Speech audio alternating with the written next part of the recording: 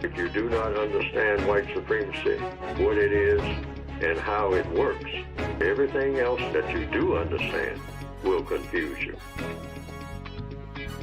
In all of these 9 areas of activity, economics, education, entertainment, labor, law, politics, religion, sex, and war. Anywhere on the planet, minute by minute, day by day, all of the time, all of the time, all of the time.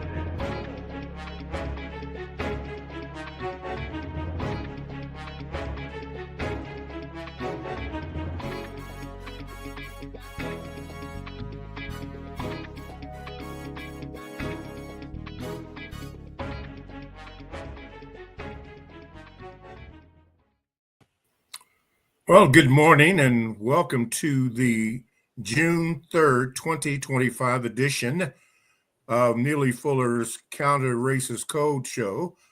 I am one of the co-hosts, Mr. Bobby, and with me is Gate, and he will be there to help me to facilitate the show.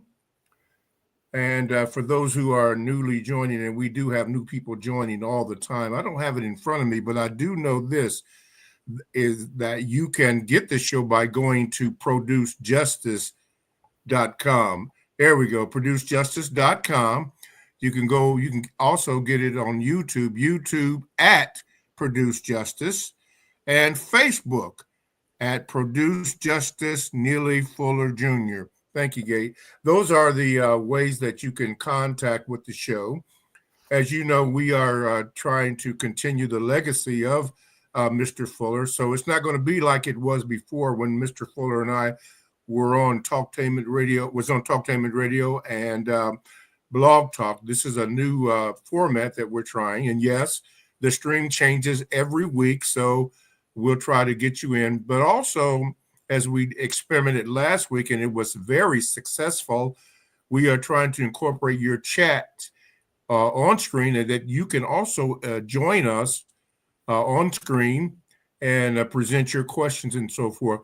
I would ask you to do this, that when you do get on screen with us, please try to keep your comment or whatever you have to say down to about 2 minutes, because we only have an hour and we're trying to get everybody in. So if you could do that and remember that, then we can go on that way. We can get more people involved with the program. Gate, how are you this morning? Mr. Fuller used to say, I'm still learning. And Okay. Thank you again. I'm still learning, and we're all still learning. Mr. Bobby is still learning, Gate is still learning, and all the people under the sound of my voice, whether we admit it or not, we're still learning. And that's a good thing. That's a good thing. Mr. Fuller, right up until his final days, he was always saying, I'm still learning. He was 95 years old when he passed away on February 1st of this year. He went to join the ancestors. And like you said, Mr. Bobby, we are here to keep his legacy alive. We're not here to try to replace Mr. Fuller. And everything we say on this show is our own opinions. And sometimes we run parallel to the thoughts of Mr. Fuller. Sometimes we may differ somewhat, and sometimes we may differ. We may differ quite a bit. But Mr. Fuller was not one who wanted us to just follow everything just because he said it. Matter of fact, in his book, he wrote 3 books. He wrote the original book back in 1984. He wrote the United Compensatory Code book. Then again, he wrote a word guide in 2010. And then he came back in 2016 and wrote his revised expanded edition of the original book. And as prolific and informative and erudite as those books were, he told us that these books were not a dictator. He said these books are a guide. And matter of fact, I'm going to just to get the conversation going, I'm going to put up what Mr. Fuller had to say about his books, his 3 prolific books that you can get by going to producejustice.com. So we're going to start the conversation talking about the books. We're also going to talk about today, we're talking about power. We're talking about power. We have people who are, I guess, so-called in power. We have politicians. We have billionaires in our community. But do they really have any real power? We're going to talk about that today. Somebody asked, what is power? It's the ability to do something or to encourage others to do something, to influence people. And do we actually have powerful people? I'm going to give you my take on it. So before we start, let's get Mr. Fuller take on his books. So hang on a second. Everything that is written in the code book is subject to the reader. It says at the beginning of the book, what? And always keep this in mind. If something doesn't apply to you or doesn't make sense to you, you don't adapt it. That's the United Independent thing. It's totally democratic. This textbook is more democratic than almost anything you'll find anywhere. So Mr. Fuller starting us off today by saying, first of all, let's get his books and read them. So a lot of things we talk about on this show are going to be from the book and from Mr. Fuller's own words on some of the topics that we talk about today. Mr. Bob, there's a lot of things. The world is just a ball of confusion, but we try to take some of those things that are near and dear to us, that are on our minds, and bring them to this platform and run it through the code. And matter of fact, we asked the question at the beginning of the top of the show is, what did the code say? And today we're going to talk about, what did the code say about power? Now, somebody starts out by saying, what is the compensatory definition of the word power? Now, Mr. Fuller didn't actually put the word power in his word guides by alone. He had power father, power mother, power this, power that. He did not specifically have a definition in the code book, but from his many teachings and many of the things that he's had to say and written over the years, I get the impression that what he means by power is the ability to get stuff done, to get things done. Mr. Fuller was very basic and down to earth with his terminologies. He didn't dress it up. He wasn't braggadocious about it. The ability to get things done. And so, Mr. Bobby, this power thing, this power dynamic. I noticed we were listening. The other day listening to politicians. I'm listening to we listen to Jasmine Crockett. We listen to Hakeem Jeffries. We listen to all these different politicians. And we also see our billionaire class. We see the Jay-Z's and the Oprahs and the you name it. Do they really have any power? What is this power that we so eagerly seek? Well, in my opinion, based on what I've learned and still learning even from Mr. Fuller, is that what we live in, Gate, is an illusion of power, or it is distracted, that we're looking at distractions to get us away from the real power brokers. There was a book, it's called The Unseen Hand. The author escapes me at the moment, but they do things, and I'm using air quotes, so that we can be led away. The real people are really silent. They're actually hiding in plain sight. We don't see it, we don't understand it, and they use the weapon of confusion to get us, again, distracted and arguing in different areas while they reap the benefits. Usually the benefits tend to be of money.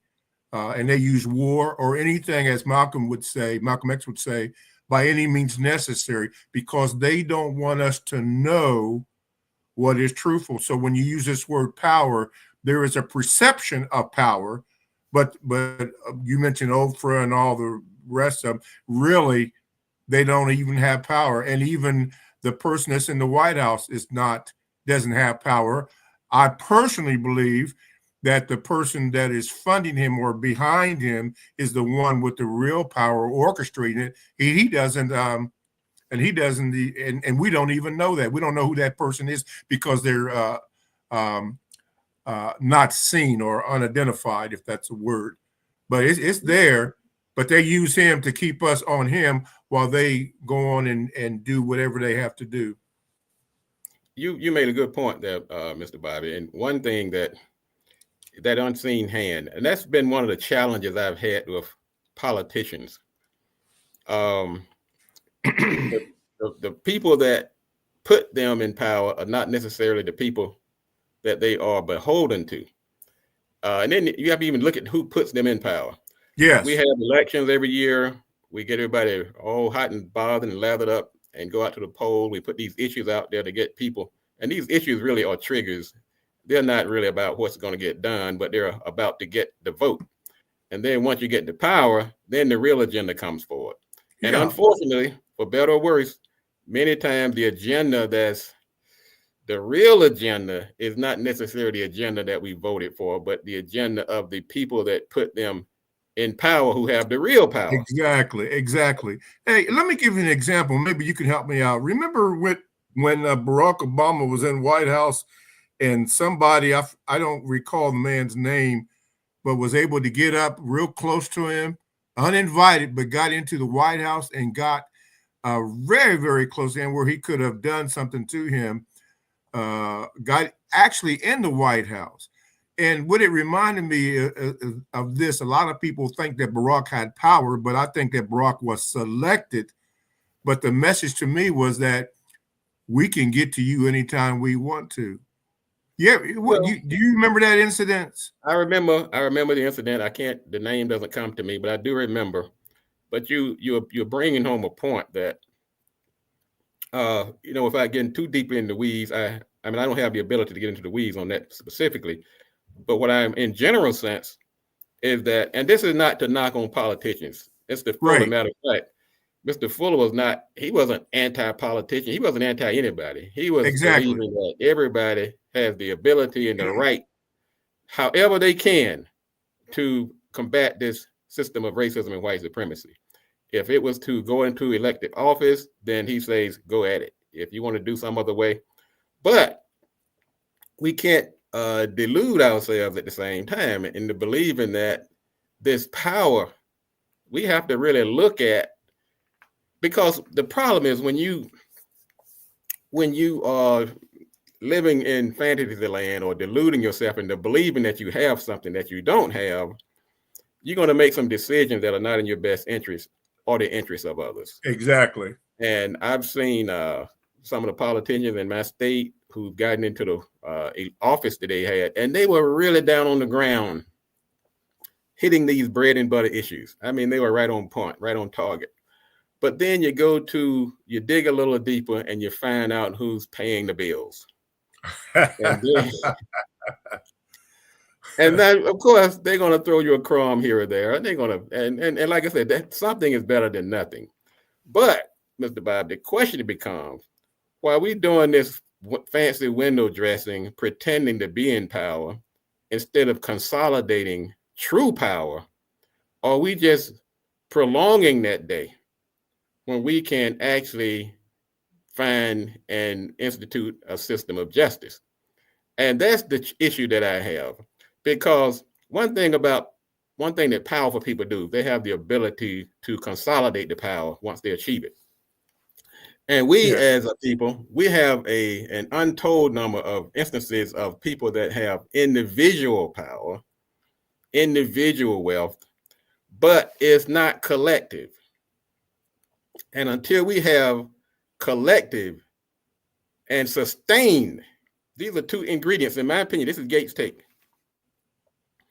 Until you have a collective combined power and a sustained power, then justice is going to remain elusive. Exactly. So we have people who have the illusions of power.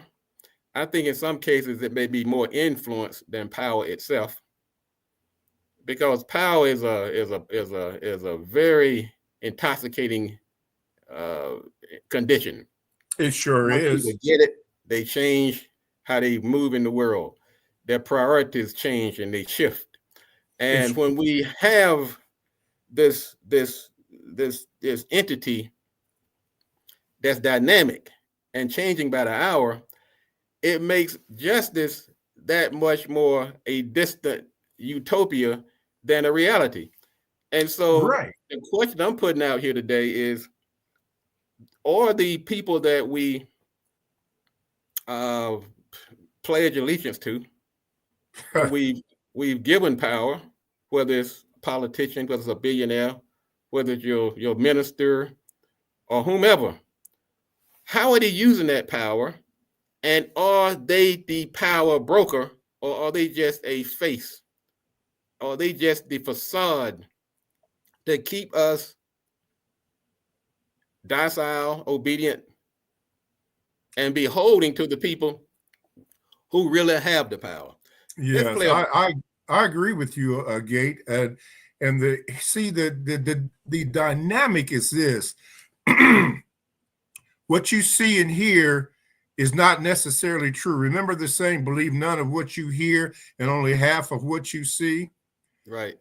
See, the thing is, I'm gonna give you two examples, and we'll move on. By the way, most of this information is derived from the book that Mr. Fuller has written, and you can go to producejustice.com and get all three of those books.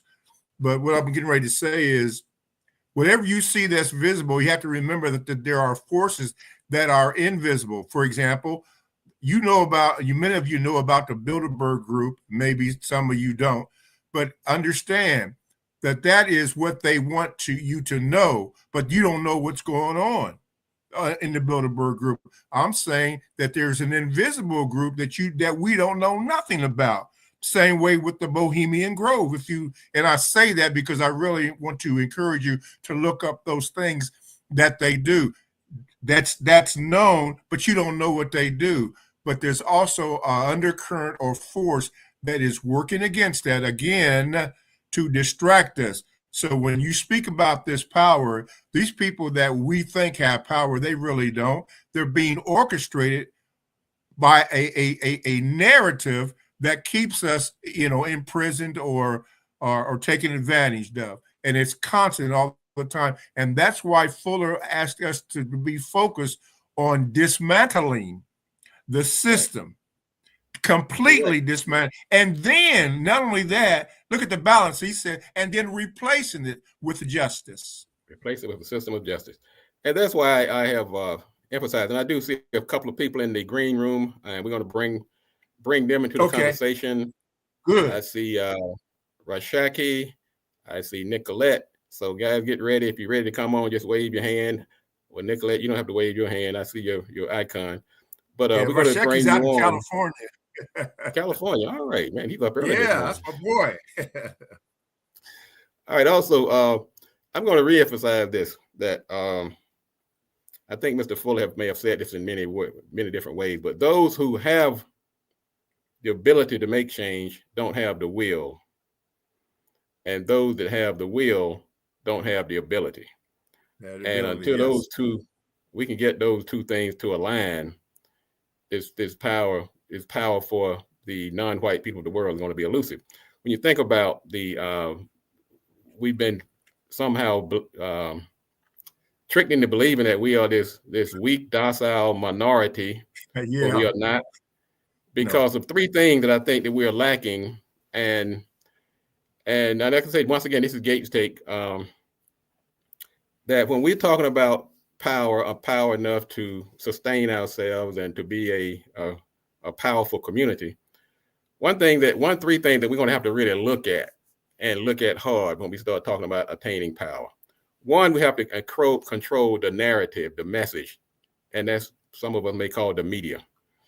And until you understand the power of the media and how it can mold the minds, particularly malleable minds, then power is going to be elusive. And you notice that the people that have power also control the narrative in the media and what you're fed every day. Another thing that's going to be hard to get power, unless you control your supply chain, your food supply, your things that are your basic necessities of life. If you don't control that, then power is going to continue to be elusive. And another thing, we have some. Oh, go ahead. And another thing I think is going to be very important is that we have to be able to defend ourselves, because what the people in power have constantly done, when the media didn't fail, when they couldn't control the media or religion, and they couldn't control the supply chain, they came in with some type of way to force change upon you. And so we have to look at, when we start talking about this power that we want, it's going to hurt to get absolute power. You're going to have to give up something. You can't keep putting people in power whose main objective is to further their own personal agenda. And unfortunately, that's what happens time after time after time. It's like running in a maze on a wheel, like a mouse on a wheel. So, hey, did you say somebody had their hands up? I didn't hear that all the way. We got a few people in the room. We're going to bring them on board right now. Okay. All righty. Let me bring in your friend out of California, you say. Yeah, Good morning, brother. Yeah, there he is. There he is. Good morning. Good morning. Welcome to the show. Welcome to the show. What's on your mind this morning? Oh, I'm just listening to you brothers talk about power. We definitely live in a power structure that's not conducive to justice, as Neely Fuller would put it. And I just think about when he's talking about being constructive. We have been taught to be non-constructive. And when we work on being constructive on a consistent basis, that's empowering ourselves. Okay. And I always, are you able to? Okay. I always think about how we can dismantle this system. And we can dismantle the system by not being a participant in non-constructive activities, in which we participate a lot in because we've been taught that way. We've been in this environment of non-constructive activities. Yes, so if we can start doing things in a constructive manner, that will start to dismantle the system anyway. And that's what I kind of get from Neely Fuller when we talk about, being constructive. Okay. That's a form of empowerment. All righty. Sheila, is that you right there? Yes, I am. All right, Sheila. Yeah, let's get your 2 minutes in here. Yeah, so I was also listening to you all, and I agree with what the previous brother was talking about, that we are a powerless people around the world. It's not just in the US, everywhere. This is my VGQ. And once we see Black faces in the so-called power, they are just spokespersons, work for themselves, really to keep us in the situation that we are. Yes, that we have no mobility, no even mean to live, yes, with a certain kind of dignity, because we are chased everywhere. So this is my contribution. We don't have any power. We are dependent people. We are child people, yes, so motherless, fatherless. Okay. Let's hear what the lawyer has to say. Go ahead, Nicolette. I was just going to say, before Mr. Fuller ascended, I know he was talking about eating habits. And so the correlation to eating habits go directly with manifestation. I was having a conversation with somebody this week, and they was talking about the Maslow law. And I said, yeah, that's the ultimate thing of when you descend and leave. However, and you rub in other techniques of making us aware and producing justice, it was teaching us about fruits and vegetables and how that in order for you to ascend within a being and produce justice, it's your eating habit, so that you come off of a dogmatic, powerless thinking process and go to a more manifestation of community thinking. So I hope that, and so that's why I'm so happy about when I came to this organization and heard Mr. Fuller, that those teachings that they took people like myself out of crip situations, helped me to understand how college, helped me to understand how sustainable stakeholders would go, helped me to understand how to keep up with current events, because I'm still trying to circulate Mr. Fuller book in the library. So I want people not to forget that either, that would be momentum to our existence as well, so that when we are talking to the next generation, even if it's within our own families, we're able to go to the library and use that milestone to teach those generations of how to produce justice. And lastly, the ancestors, and he's now one of those with the other greats, it's still my belief system that we continue to be spiritual vehicles to see the change that we was created to be.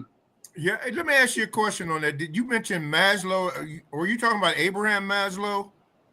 It's Maslow's law in psychology, in the Okay. psychosocial realm. Yeah. That a lot of people, a lot of people try to compare that, and it's like, if once you're aware and made aware of who you are and where you came from, then Western civilization with Freud and stuff like that is other relics. So if I'm really trying to produce justice, then I have to really identify myself and see how I can bring myself out of a dogmatic way of thinking and collectively community thinking before I can even inclusive. And that's what, to me, Mr. Neely Fuller was saying, is that produce justice is for all mankind. It's not a color-coded thing. Okay. Which would lead us to, which would lead us to Dr. Will Singh's The Keys of the Color. Okay. Gate, did you mention Abraham Maslow a few programs ago? Because the reason why I bring that up because she mentioned that. Go ahead. I'm sorry, Gate. Yeah, I think we may have talked about Maslow's hierarchy of needs, where you have that's it. Cover starts out with the basic needs on the bottom, then goes up to esteem and then security, and at the top we have self-actualization. And so I think one of my goals, just in some of the professions that some of the hats I wear, I ask anybody under my influence to try to self-actualize. And by self-actualizing, we're trying to do what we're put on this earth to do. Many times we get these jobs, we get these positions, we're doing them really to maintain. We got pulled into this system. Because when I first came out of college, first thing I wanted to do is get a fancy car. I wanted to go out and showboat. I wanted to go out and strut my feathers. But because nobody, unfortunately, my dad and great individual, the teacher that I were under, but they were all under this system as well. So nobody really sat down with me and helped me understand what Mr. Fuller has helped me understand over the years. Right. And that we are in a global system. Right. In a global system. And what we should do is to self-actualize. Right, which supplements the point that Nicole was making about we need to transfer this data to the up and coming generation that is behind us. What does Mr. Fuller have to say about that, Gate? You said you had some tapes or some sayings that from him, his words. Absolutely.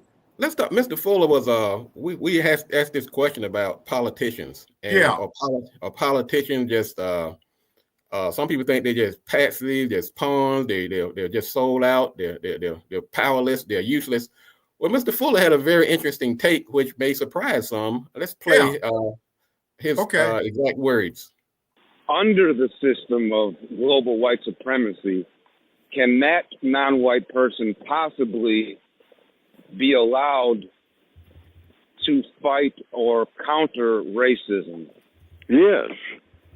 Otherwise, I would stop doing what I'm doing and say, this is not my assignment. I have embraced this as my assignment. Win, lose, or draw. In other words, I'm not trying to even what you call make a contribution, which is a term that I really have come kind of to detest when it comes to talking about racism. Mm-hmm. I mean, that whole concept, making a contribution. Neely Fuller's assignment is to solve the race problem, not make some contribution to solving the race problem. Well, I'm going to do my little bit. That philosophy is no part of the code. I mean, that attitude toward it. Well, I know it ain't nothing that's gonna work. I mean, it'll be here forever. But I just do what I can while I'm here. No, that's not the compensatory way. Mm-hmm. That's not the codified way. Everybody should go all in. Hey, I'm gonna solve the race problem. I'm gonna solve this problem. Now, that's the suggestion from the code point of view. But if a person wants to take a short route, I'm going to make a contribution. They can do that because the code does not allow me to criticize a person who does that. I can't criticize someone who says that. Well, it can't be done, but it's just something to do. And I think I'm going to do a little of it. so I can say I did something while I was here to help black people. Now, a lot of black people have that attitude. That's not mine. Yeah. You know what, Gate? Let me say something here. I invited quite a few people to listen into today's program. I want you to understand that if this is your first, second, maybe even third time listening to the program, and we are forming as we go along, still learning, you're probably not going to understand what we're saying, or what Mr. Fuller said, what we're trying to do. It is difficult at first. It's a process, just as all things in life are. But stick with it and understand and try to focus on what we are doing. It is not a racist program, but it's exposing what has been happening to us. That's why we invited the different people to come in with their perspective, or as Mr. Fuller would call it, their VGQ. And we need to understand where they're coming from, and you need to understand where you're at, because he says in the beginning, if you don't understand racism, which he declares as white supremacy, what it is and how it works, everything else that you think you understand will only confuse you. Gate? You're exactly right. Mr. Fuller understood that we have a global system. And that's why I keep injecting people who are, I guess, supposedly in power. And believe me, I'm not knocking it. I mean, we can all fall into this category when you think about it. We can influence people. We can do what we can to make our imprint, to make ourselves heard. But do we have the power? Can anybody? And this can be kind of humbling. Can any of us really escape the influence of white supremacy? Can we say, I'm just going to check out, or I have so many billions of dollars that I'm not even subject to this system? You small peons deal with that. I'm of a different mindset. Now, Mr. Fuller, he was pretty harsh when it came to that. He felt that it was almost, I don't want to put words in his mouth, but I will let you hear his exact words, that's the wrong way to think about it. And because he was such an absolutist when it came to his desire to eliminate the system of white supremacy and racism and replace it with a system of justice, there was something that he was not willing to negotiate on. And so one was that his belief that this is a global system, and he came up with his famous quote, I'm going to play it again, but also I want you to hear a caller called into the show a couple of years ago, and he pretty much challenged Mr. Fuller on his view about white supremacy and its influence, and how people who have wealth and influence, and they're very sharp and intelligent and erudite and have their stuff together, that might apply to some, but it does not apply to all. Let's hear what he had to say. What he had to say about that. Believe as I listen to him, there's some logical things that he's stating, but I never have believed in the concept that of this white supremacy. I look at white supremacy as this: when you look at the faces behind offshore oil well drilling, the faces behind equity, leveraged buyouts and boycotts and sanctions, the majority of the time those faces are white. But I believe and have demonstrated that you compete in those areas where the majority of the faces is white and carve out your piece of the pie that's existing. And that competition do work. He's qualified to say that there is no such thing as white supremacy. And for those who believe that, act accordingly. Or you can believe there is such a thing as white supremacy, but according to what I have written, you're supposed to be opposing it by doing whatever you can that is of constructive value. But I'm just saying, directly, indirectly, if you're a person of color, it has to be approved of by the white supremacists. There are people who built all kinds of ships and all kinds of things of color all over the world as we speak now. And as far back as the time I've been on the planet and even before that, there are billionaires, I mean, many of them of color. That's obvious. But I'm saying it's because the white supremacists say it's okay with them for whatever reason they choose. On the plantations, there were some black people in the big house who wore clothes and ate better food than millions of white people. Why? Because the white supremacists in the big house, the slave owners, said that they could do that. Come over here, boy, and you see these boots over here? I got about 5 pair of them, and because you're one of my favorite slaves, you can take a pair of my favorite boots. Now, many a white person will never wear a pair of boots like that. Now, these are obvious things. No one can deny that. And that black person will go clunking around in those boots, showing them off to other black people on the plantation, and say, no black people got no boots like this nowhere on the planet, and very few white people. And that black person who is a slave would be telling the truth. Yeah.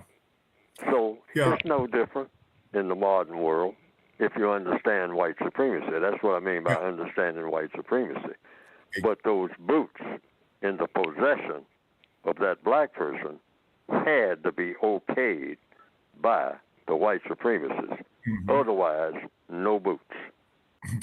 Let me say this, Gate, for those who are, because there are new people to the program, and I have invited some people to the program, and some people that I invited, they are white. But understand this, let's be clear. Not all white people are racist. They're not.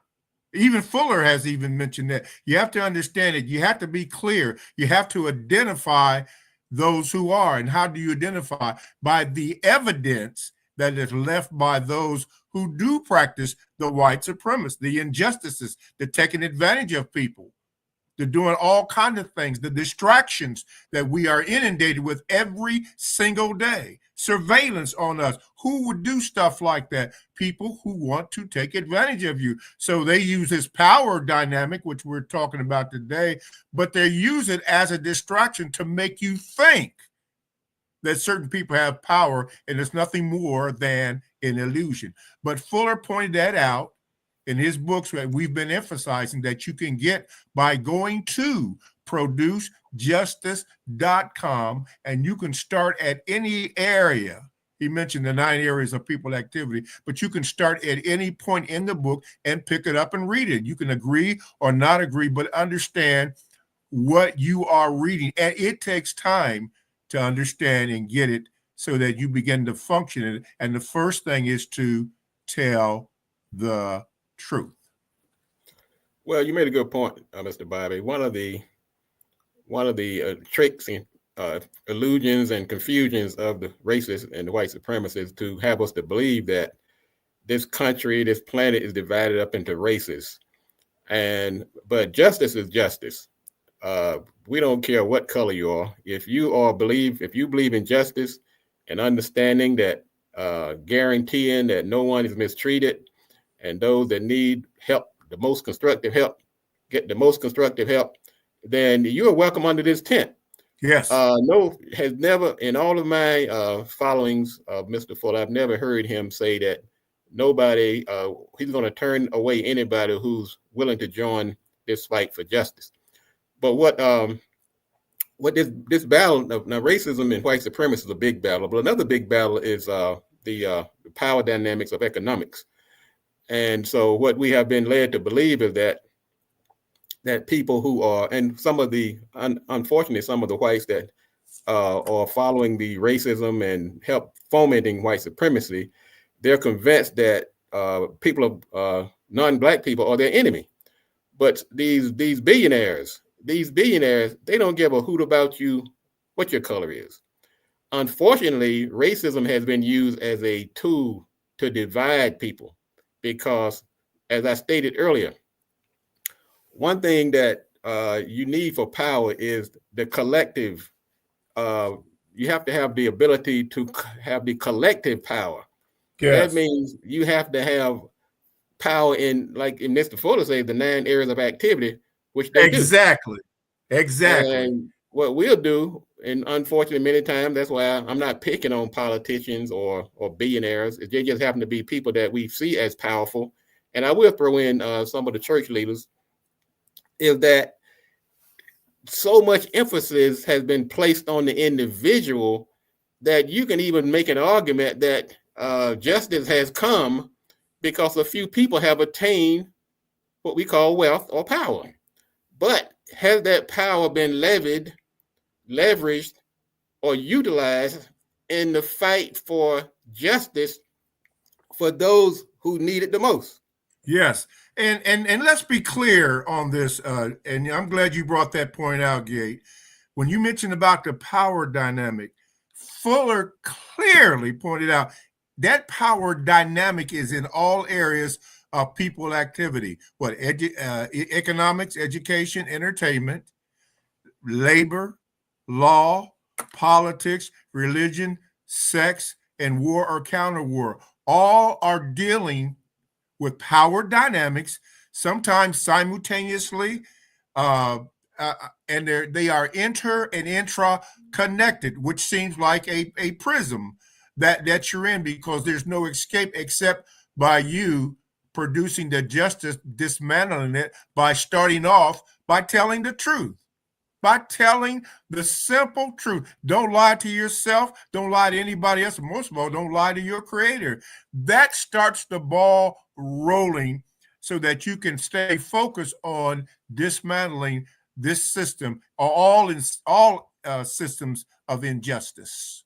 I want to remind the listener, thank you, Mr. Bobby, that we have placed the link to the stream. You can join the conversation if you have a phone or a computer or a tablet.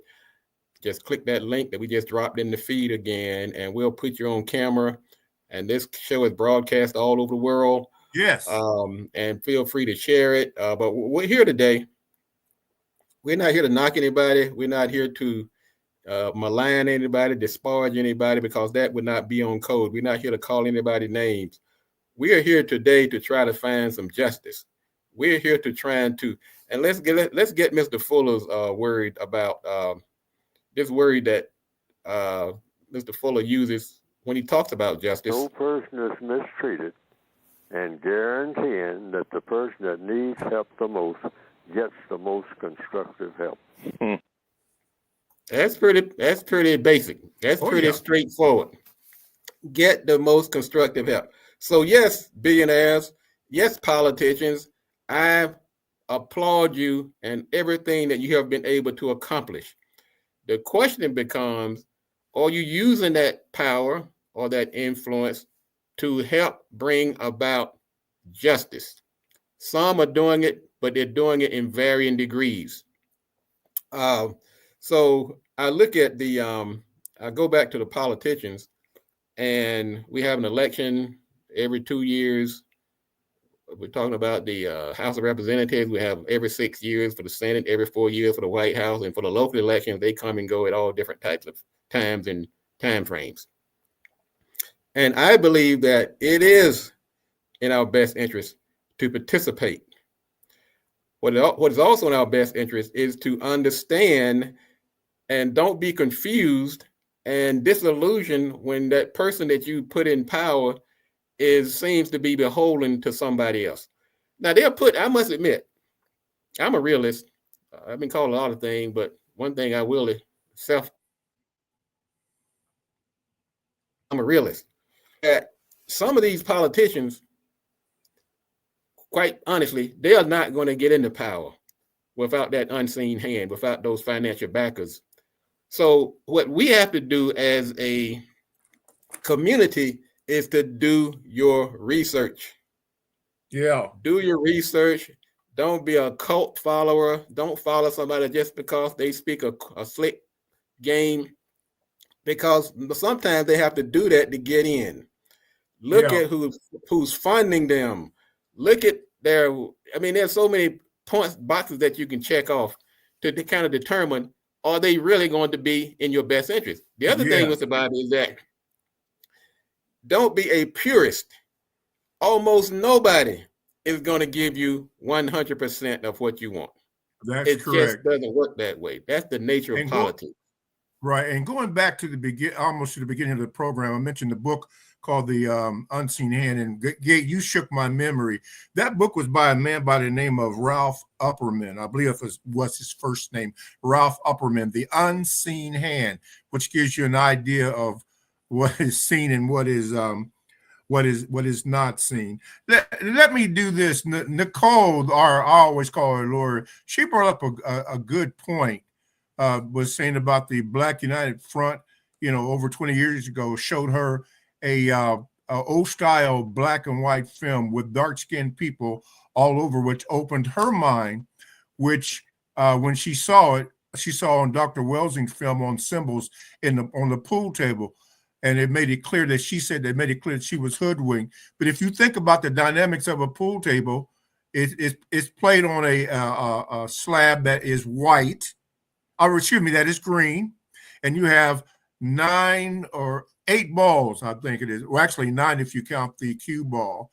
But the balls are all of color, except for the cue ball, which is a white ball. But the ball that controls it is the cue ball or the white ball by knocking all the other balls into the pockets. Symbolically, it's what's going on right now. On the green earth, that controlling influence knocks in all the ball, and then the last ball to knock in is what, Mr. Gate? The black ball. The black ball. Blackballed. Well, actually, we have Nicole is still here if she wants to. Yeah, go ahead, Nicole. Nicole, you want to reemphasize what Mr. Bobby just stated? I think Nicole may have stepped away. Okay. Do we have any others on the line or any comments? Yeah. I don't see any on my screen. Yeah. Not right now. Okay. Let's once again, this is somebody saying we need to be a 2-hour show. Well, yeah. Well, it is difficult to get everything in that we need to say in 1 hour, but we're going to see. We'll keep that comment under advisement, and if the time is right and we see that that's necessary, then of course we will definitely take you up on your suggestion.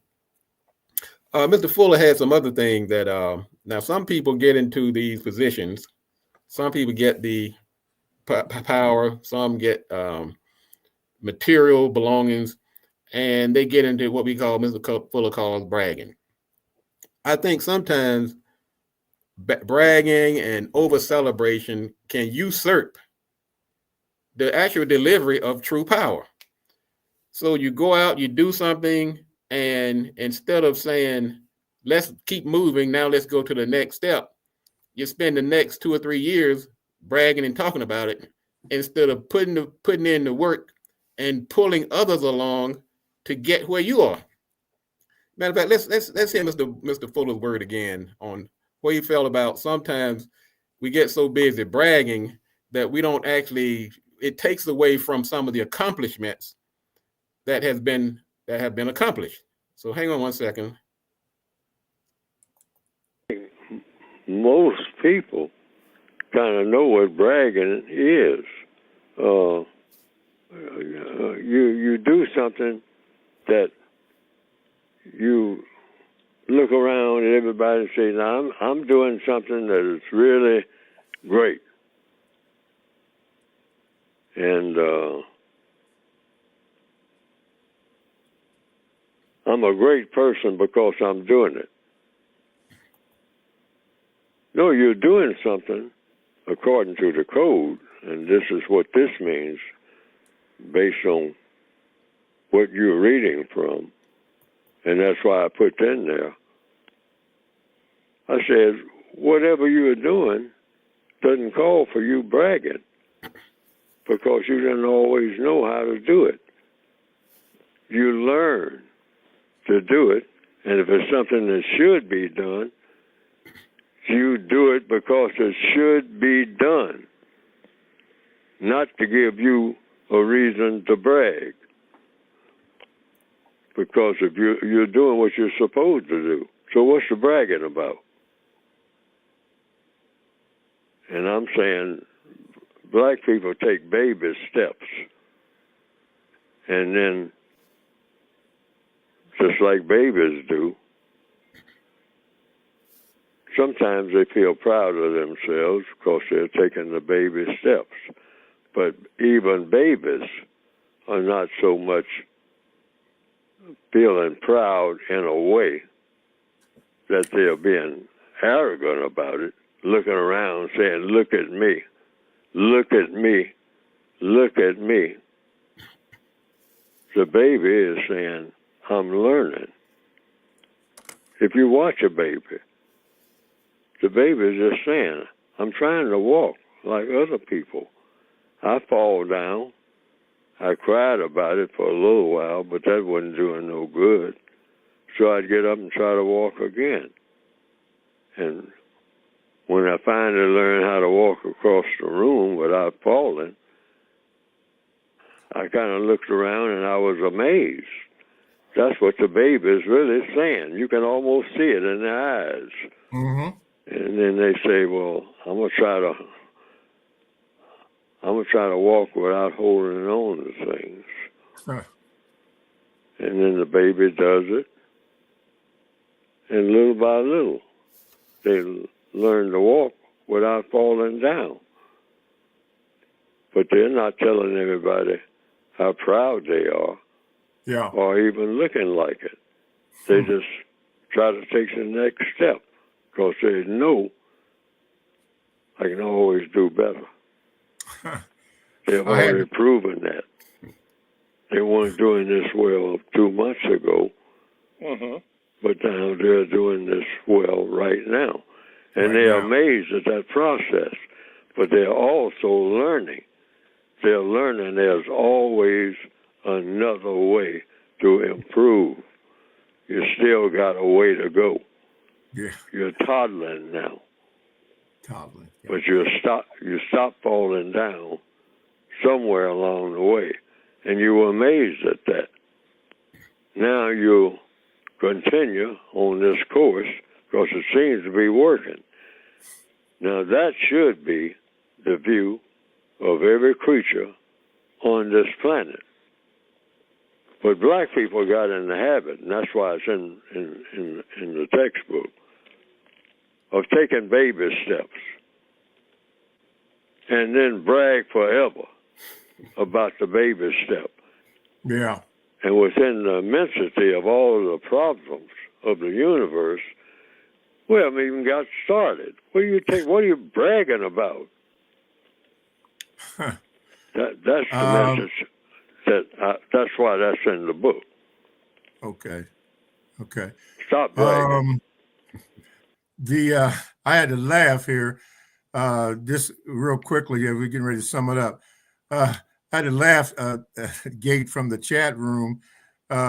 Sat7, which we affectionately call him, mentioned something about baby oil, and you know it. I think that reference to.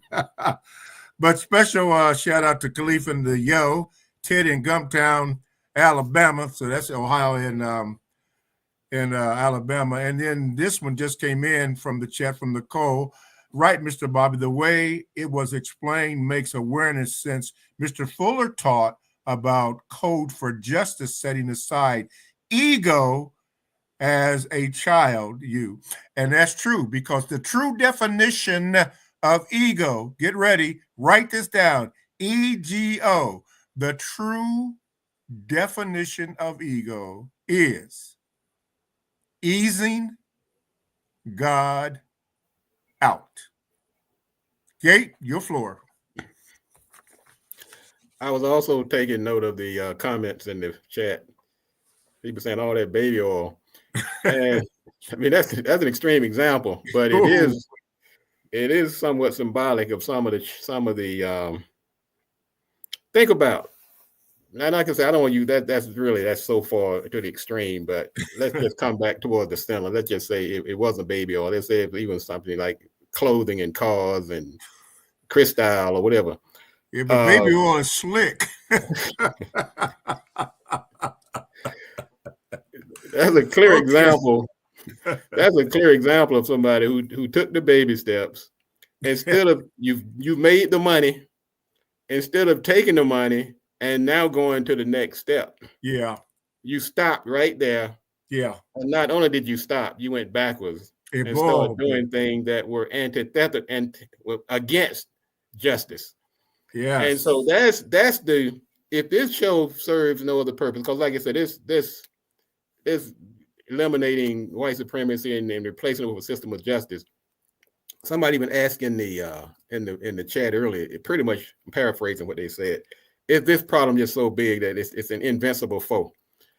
Well, you got to chip away at it. But until we get enough people, like you said, who have the money to buy unlimited supplies of baby oil and other things that are not promoting the cause of justice, you get enough of them to stop where they are and marshal their resources for a sustained period of time. And in my opinion, it takes two things.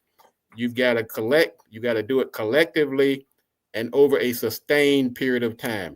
Because what happens right now, we have individual efforts. Somebody comes along and gives out turkeys on Thanksgiving, and then they go back to doing what they were doing. And then once again, you have efforts. You have a boycott. You do it for 40 days, then you go back to what you're doing. What got us to this point where we are, it would have some modicum of justice in certain areas, is that there was a sustained effort over a long period of time by a collective group of people. That's why we were able to have of Tulsa, which, by the way, on May 31st was the anniversary of Tulsa, what is in the Greenwood district, this thriving Black community was pretty much burned to the ground. A massacre took place. This was 124 years ago on May 31st. So that if we're going to get back to the Tulsas of the world, that's why I said we got to have some control over the media. We got to have some food supply. And I also said we have to have some way to defend ourselves against people who are hell-bent on destroying our community. Right. And Ged, you just made a comment that somebody had made about basically, and I'm paraphrasing, basically impossible to dismantle it or whatever that person said. I don't know the exact words, but that goes to your thinking.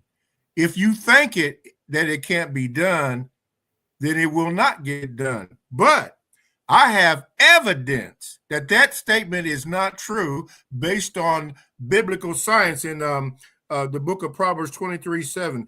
It just says this: as a man or woman or as a person thinks in his heart, so is he. So if you believe that you can do it individually or collectively, then you can do it. But if you don't believe it, then it's not going to get done. So we have to believe it and then take the necessary steps by producing that justice, staying truthful, being focused, and it will be done. And all that is explained in the books that you can get by going to producejustice.com.